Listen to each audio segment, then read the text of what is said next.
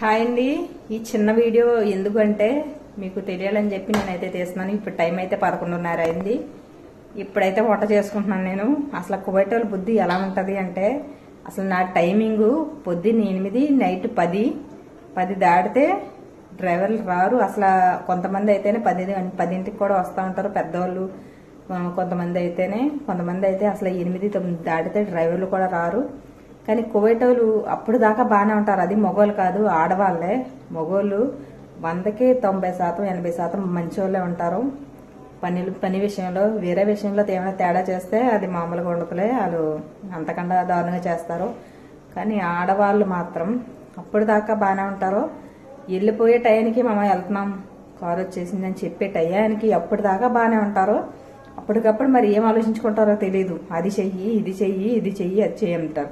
ఒక పని చేసేసాం అనుకో, మామూలుగా అయిపోయింది కదా అని చెప్పి గుమ్మని చేసేస్తాం. మళ్ళీ అది అయ్యేటప్పటికి ఇంకో పని, అది ఎందుకు చేయలేదు, ఇదేందుకు చేయలేదు. అప్పటిదాకా చూస్తారు, తిరుగుతారు, అటు ఇటు వెళ్తానే ఉంటారు, మాట్లాడుతూనే ఉంటారు, ఫోన్ చూసుకుంటారు. కానీ అప్పుడు పట్టించుకోరు. వెళ్ళే టయానికి అన్నీ చూసి కావాలని వెళ్ళడం ఇష్టం లేక ఏంటో తెలియదు. కానీ ఈ కువైట్ వాళ్ళు కొంతమంది ఉన్నారంటే అలా ఉంటారు.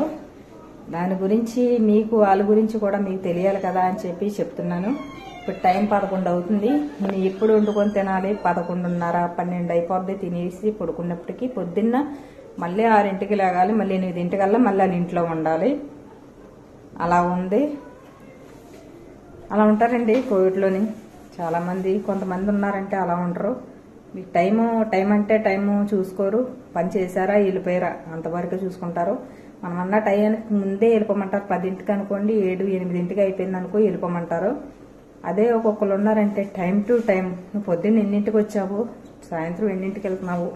పొద్దున్న మనం ఒక అడుగు గమ్మున వెళ్ళిపోయినా పర్లేదు, సాయంత్రం మాత్రం వాళ్ళకి ఆ టయానికే, వాళ్ళు చెప్పిన టయానికే వెళ్ళాలి. పని ఉన్నా లేకపోయినా ఆ టయానికే గుమ్మం దాటి బయటకు వెళ్ళాలి. ఇంకా టైం ఎక్కువే ఉంటే వాళ్ళకి ఆనందం. కానీ ఆ టయానికి వెళ్ళిపోయామంటే వాళ్ళు తట్టుకోలేరు. అలా ఉంటారండి కువైట్లోని. ఇవాళ ఏంటంటే మా మామ అలా చేసిందన్నమాట. దాని గురించి నాకు మీతో షేర్ చేసుకోవాలనిపించి, ప్రతిదీ మీతో షేర్ చేసుకుంటే నాకు కొంచెం ఫ్రీగా ఉంటుందని చెప్పి మీతో అయితే షేర్ చేసుకున్నాను. మనుషులు అయితే మంచోలే. వాళ్ళన్నీ ఇంట్లో నేను చేశాను ఇంతకుముందు. వాళ్ళన్నీ నెంబర్ ఇచ్చాడంటే ఆ బాబా వాళ్ళన్నీ ఇంట్లో చేస్తే, ఆ బాబా ఏమో నెంబర్ ఇచ్చాడు, నా నెంబరు. ఆ బాబా చేసి ఇలా పని ఉందని చెప్పి రమ్మంటే సరే, ఫ్యామిలీ మంచిది, ఫ్యామిలీ మంచోలే. ఆడవాళ్ళు మగవాళ్ళు మంచోళ్ళైనా ఆడవాళ్ళు ఉంటారు కదండి, ఇండియాలోనైనా ఎక్కడైనా సరే. మన ఇండియాలోనే అంతే, ఎక్కడైనా అంతే. మన ఇంట్లో వాళ్ళైనా సరే అన్నయ్యలు మంచోళ్ళు అయితే వదినలు మంచోళ్ళు ఉంటారు కదా, అలాగే ఇక్కడ కూడా అంతే. మగవాళ్ళు మంచోళ్ళు అయ్యి మనకి అనుకూలంగా మాట్లాడినా సరే, మంచిగా మాట్లాడినా సరే హరాము పాపం అని చెప్పి మగవాళ్ళు కొంచెం ఉంటుంది. కానీ ఆడవాళ్ళకి అలా ఉండదంటే కావాలని ఏడిపిస్తూ ఉంటారు.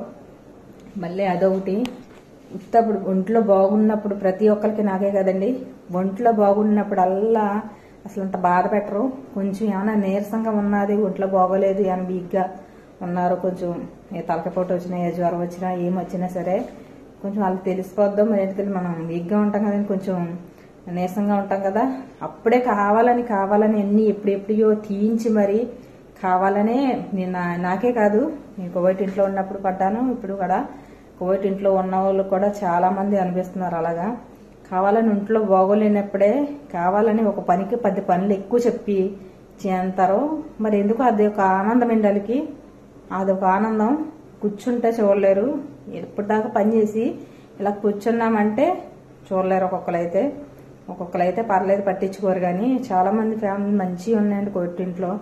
కోవిట్ వాళ్ళు చాలా మంది ఉన్నారు మంచోళ్ళు, కొంచెం మంది ఉన్నారు అసలు కూర్చుంటే ఒప్పుకోరు, ఏమైనా తాగితే ఒప్పుకోరు, ఏమైనా తింటే ఒప్పుకోరు.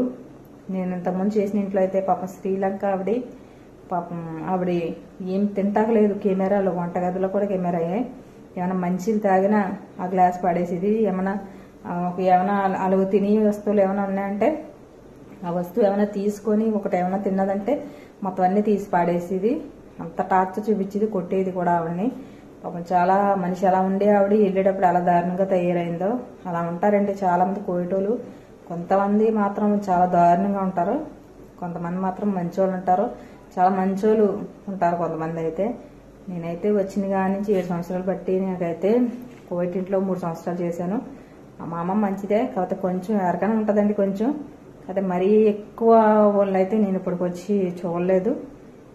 ఇప్పుడు నేను వెళ్ళి మా అమ్మ కూడా మంచిది కదా అంటలేదు, మంచిదే. కాకపోతే వాళ్ళు చేదస్తాం మరి ఏంటో తెలియదు. వెళ్ళే టయానికి కావాలని చెప్పి మరి వెళ్ళడానికి ఇష్టం లేకో తెలియదు. పొద్దునిండి వాళ్ళ ఇంట్లో ఉంటాం కదా, వెళ్ళిపోతే మరి అలా ఏమైనా బాధకో మరి దేనికో తెలీదు, వెళ్ళిపోకూడదని చెప్పో మరి ఏంటో తెలియదు. కానీ వెళ్ళడానికి ఇష్టపడరు, కావాలని ఇంకా పని చెప్తూ ఉంటారు. అదేమో మాకు నచ్చదు. ఏమన్నా తిరిగి కేకలేసామంటే మాదైనా పర్లేదు, బయట డ్యూటీ కాబట్టి నేను ఇవాళ చూసి వాళ్ళు నచ్చపోయింది అనుకో ఇప్పుడే మానేచ్చా ఇంట్లో. రేపు నుంచి వేరే ఇంట్లోకి వెళ్ళొచ్చు. ఆ ఇంట్లో మా బాగానే ఉంది కాబట్టి నేను మళ్ళీ వెళ్ళాలని అనుకుంటున్నాను. లేదంటే బాబాకు ఫోన్ చేసి నాకు డబ్బులు ఇచ్చే బాబా, నేను ఎన్ని రోజులు వచ్చాను అన్ని రోజులు డబ్బులు ఇచ్చే నేను రాను అని చెప్పేస్తే ఏమీ చేయలేరు.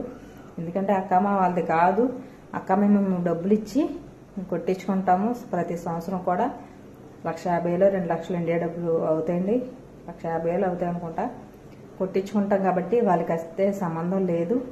వాళ్ళకి అక్కమ్మ కొట్టించుకొని అక్కమ్మ వీజా తీసిన వాళ్ళకి వాళ్ళకి సంబంధం ఉంటుంది. కానీ మాకైతే వాళ్ళకి సంబంధం ఉండదు. ఇప్పుడు నేను మానేసి నేను వెళ్ళిపోతానన్నా సరే వాళ్ళు ఏం మాట్లాడరు, డబ్బులు ఇచ్చేసి పంపించేస్తారు. అలా ఉంటుందండి. కొంతమంది మాత్రం ఎలా ఉన్నారు. దాని గురించే మీకు ఈ విషయం తెలియజేయడానికి ఈ వీడియో అయితే చేశాను. అర్థం చేసుకోండి.